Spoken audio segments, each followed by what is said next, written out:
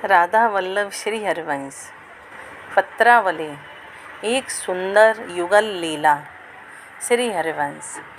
एक दिन श्री कृष्ण ने एक सखी के मुख पर सुंदर पत्रावली का निर्माण किया।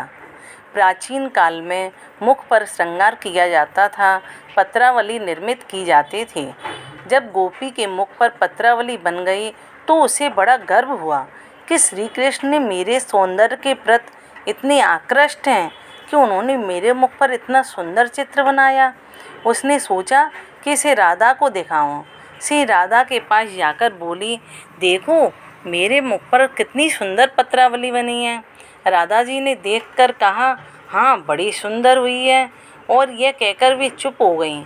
सखी ने सोचा था कि राधा जी उससे अवश्य पूछेंगी कि यह किसने बनाई है, पर उन्होंने न कुछ पूछते देख स्वयं बोल पड़ी, जानती हो इसे किसने बनाया है? नहीं तो?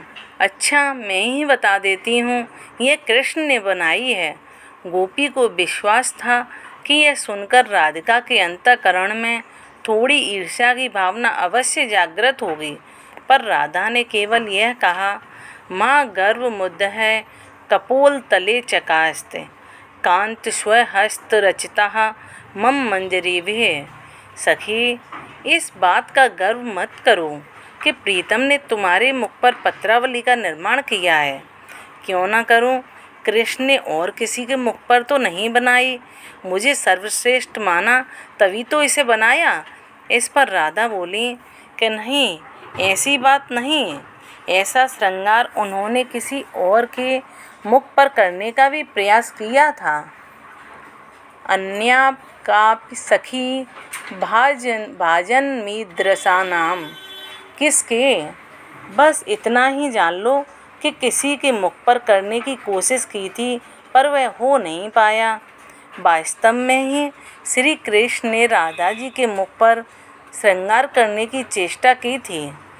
जब वे रंग ले राधा जी के मुख पर पत्रावली बनाने पर चले तो उनके दिव्य सौंदर्य को देखकर इतने भाव विह्वल हो गए कि उनके हाथ से तूलिका गिर पड़ी, रंग बिखर गया और अंततः पत्रावली नहीं बन पाई।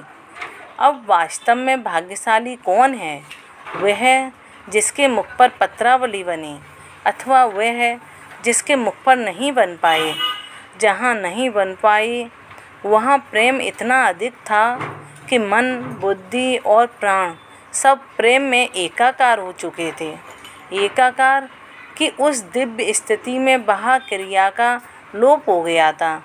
जहाँ पत्रावली बनी वहाँ तो बुद्धि स्थित और जागृत अवस्था में थी। जय श्री राधे श्याम। राधे राधे। श्री हरिवंश।